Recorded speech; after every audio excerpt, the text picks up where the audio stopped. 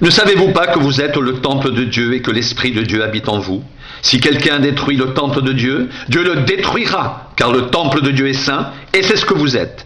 Que nul ne s'abuse lui-même. Si quelqu'un parmi vous pense être sage, selon ce siècle, qu'il devienne fou, afin de devenir sage. Car la sagesse de ce monde est une folie devant Dieu. Aussi est-il écrit, il prend les sages dans leur ruse, et encore le Seigneur connaît les pensées des sages, il sait qu'elles sont vaines. Que personne donc ne mette sa gloire dans des hommes, car tout est à vous, soit Paul, soit Apollos, soit Céphas, soit le monde, soit la vie, soit la mort, soit des choses présentes, soit des choses à venir, tout est à vous, et vous êtes à Christ, et Christ est à Dieu.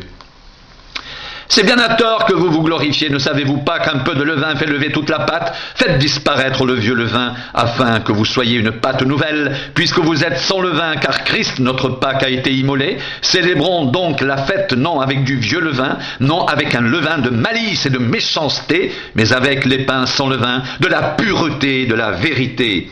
Tout m'est permis, mais tout n'est pas utile. Tout m'est permis, mais je ne me laisserai asservir par quoi que ce soit. Les aliments sont pour le ventre pour les aliments, et Dieu détruira l'un comme les autres. Mais le corps n'est pas pour la débauche, il est pour le Seigneur, et le Seigneur pour le corps. Et Dieu, qui a ressuscité le Seigneur, nous ressuscitera aussi par sa puissance. Ne savez-vous pas que vos corps sont des membres de Christ? Prendrai-je donc les membres de Christ pour en faire les membres d'une prostituée? Loin de là. Ne savez-vous pas que celui qui s'attache à la prostituée est un seul corps avec elle? Car est-il dit, les deux deviendront une seule chair. Mais celui qui s'attache au Seigneur est avec lui un seul esprit. Fuyez la débauche. Quelque autre péché qu'un homme commette, ce péché est hors du corps. Mais celui qui se livre à la débauche pêche contre son propre corps.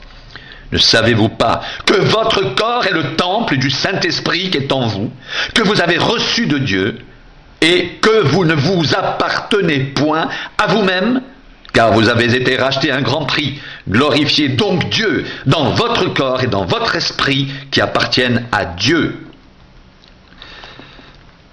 Voici ce que je dis, frères, c'est que le temps est court, que désormais, ceux qui ont une femme soient comme n'en ayant pas, ceux qui pleurent comme ne pleurant pas, ceux qui se réjouissent comme ne se réjouissant pas, ceux qui achètent comme ne possédant pas, et ceux qui usent du monde comme n'en usant pas, car la figure de ce monde passe.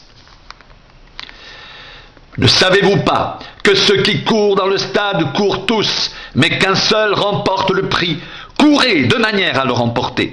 Tous ceux qui combattent s'imposent toute espèce d'abstinence, et ils le font pour obtenir une couronne corruptible. Mais nous, faisons-le pour une couronne incorruptible. Moi donc, je cours, non pas comme à l'aventure, je frappe, non pas comme battant l'air, mais je traite durement mon corps, et je le tiens assujetti, de peur d'être moi-même désapprouvé, après avoir prêché aux autres.